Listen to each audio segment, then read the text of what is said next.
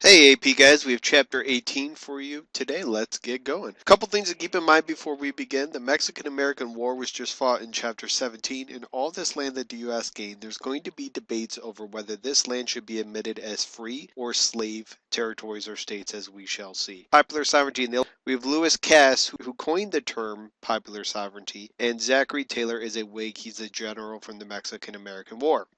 Lewis Cass believed that slavery should be decided by popular sovereignty, which means that people of a territory should decide the issue of slavery, not Americans, not politicians, not Americans living in New York State, not politicians. It is the people of a given territory should decide. Politicians are going to like this. It takes it out of their hands, the slavery issue, and people living there are going to like it because what is more democratic than deciding on issues yourself? If the Free Soil Party, which develops, and they take the ideas of the Wilmot Proviso, which is to keep slavery out of the territories gained by the Mexican cession. So all this land, this yellowish beige color here, will be free if it is up to them. They hated slavery because it took jobs away from whites, and contrast that with conscious Whigs who were against slavery on moral grounds. So most free soilers were against slavery due to economics and taking away jobs from whites. All right, 1848, gold is discovered at Sutter's Mill in California, and thus begins the gold rush in 1849. And just you have a huge influx of people moving to California. They have so many people that could formally apply for statehood, and they draft a constitution that forbade slavery. They ask Congress for admission, and this is a huge deal because the South is very upset. North is happy. This would push the free states into the favor of the North. Remember, for the most part, there's been a sectional balance, an even number of free enslaved states. With California, if they were admitted, it would push the balance in favor of free states. The South had many presidents, keep in mind, prior to the Civil War, cabinet members and justices on the Supreme Court. So there's this perception that the South is always outnumbered, and it's not true at all. If they were outnumbered in the House, they had equal representation in the Senate up to this point prior to California. Then we have Harriet Tubman in the Underground Railroad. About 1,000 slaves per year escaped on the Underground Railroad, and Harriet Tubman traveled 19 times to the South and rescued over 300 slaves, including her parents. Only 1,000 out of all the slaves per year actually escaped via the Underground Railroad, but the South was asking for a more stringent fugitive slave law, and this is going to cause lots of problems, as we'll see. The Great Triumvirate, we have Henry Clay, Daniel Webster, and John C. Calhoun. And in 1849, fire eaters in the South, this is the term for people in the South who threatened secession, were added again. And Henry Clay comes back. He's still got that bad haircut, but he's excited to be back. This is his third and final compromise. And Stephen Douglas, who will become very important in Chapter 19, helps him out with this compromise of 1850. Remember the Missouri Compromise and the nullification crisis of 1832? All right, he favored concessions from both sides. The North should yield by enacting a tougher fugitive slave law. So one way he felt to get the South on board with this compromise and to have them approve California being admitted would be to give them a tougher fugitive slave law. C. Calhoun, nicknamed at this point the Great Nullifier, he wanted to leave slavery alone and called for a return of runaway slaves.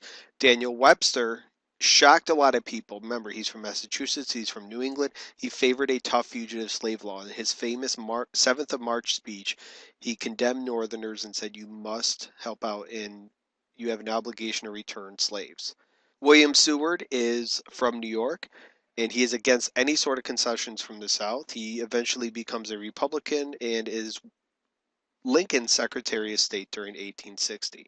He sways President Taylor to be against any sort of concessions with the Compromise of 1850, and he threatened to veto it, but then he dies. So the Compromise of 1850, when Taylor dies in office, Millard Fillmore from Buffalo, New York, takes office and he signs the Compromise of 1850. And there are 5 parts. You need to know all 5 parts. 1, California is admitted as a free state. 2, the slave trade, not slavery, but slave trade is illegal in Washington, D.C. 3, popular sovereignty. It's going to be the theme going forward. Popular sovereignty in the Mexican cession, all that land. 4, a more stringent fugitive slave law. And 5, Texas received $10 million from the federal government for surrendering claim to disputed territory in New Mexico.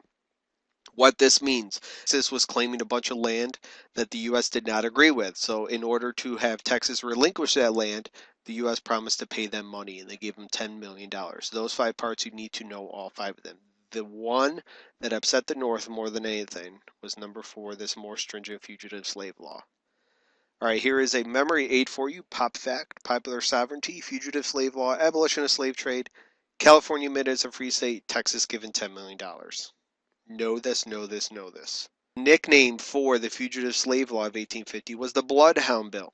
And as I mentioned, this was the single most important issue between the North and the South. Slaves could not testify on their own behalf and were denied a jury trial, and Northerners who aided slaves could be fined and or jailed. So this actively required Northerners to become involved in the pursuit of runaway slaves. Some of the effects: you had lots of moderates at the time who were not necessarily abolitionists. They jump on the abolition bandwagon. They are upset with this law. Personal liberty laws are passed in many northern states, which denied local jails to federal officials involved in catching slaves. Basically, it's the North's version of nullifying this law. And in the Supreme Court, Pullman versus Booth, they hold up the fugitive slave law. We're going to take a break from continental U.S. and jump overseas. We have the Clayton-Bulwer Treaty, which will become more relevant again when we get to Teddy Roosevelt and the Panama Canal. But neither Britain nor America would seek control over a future isthmus waterways in Central America. The Ostend Manifesto, please know this. It pops up quite frequently. The U.S. was urged to buy Cuba from Spain for $120 million. If Spain refused, the U.S. was to take it over violently by force, and the Free Soilers found out about this and blocked it. Let's go overseas. Caleb Cushing, he travels to China and opens up some commerce in China, especially with missionaries. In Japan, we have everybody's friend Matthew Perry. He opens up Japan and begins the time period known as the Meiji Restoration. That's the Treaty of Kanagawa. That's not really Matthew Perry. It is, but not the Matthew Perry, the original. Gadsden Purchase. This was purchased because the United States wanted to build a transcontinental railroad, and the South wanted it to be in the South. So the South wins because of favorable geography, and Jefferson Davis, he is a Secretary of War at this time, and future Confederate States of America president, appoints William Gadsden to negotiate the purchase of land. And in 1853, this little chunk of land here was purchased. All up here where it's white above it, Phoenix, all this area, is very, very rocky, mountainous. And this area is much more flat and easier to build a railroad through. And the United States pays $10 million to Santa Ana for the area. If you have not seen Jimmy Fallon's Gadsden Purchase skit, you are doing yourself a huge disservice. It is hysterical. Please Google Jimmy Fallon Gadsden Purchase skit and be prepared to laugh. Kansas-Nebraska Act is a response to the Gadsden Purchase. The North wants to build a railroad through Kansas and Nebraska, so they want to bring them into the country as states. The territory of Nebraska would be split into two, Kansas and Nebraska. Stephen Douglas, the author of this, decided the slavery issue would be decided by popular sovereignty, again having the people of Kansas and Nebraska vote. Sounds like a plan, however, it doesn't work out as well as he had hoped. Kansas would presumably become slave, Nebraska would become free. If you're having trouble remembering, Nebraska begins with N, and in the North, there is no slavery, they are free.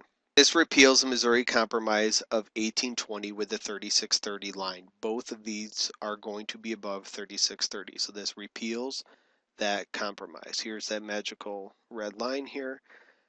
And the North is going to be furious. And this is going to cause problems, as we will see in Chapter 19. If you have any questions, please feel free to leave them in the comments or email me. Hope this helps. Have a good day.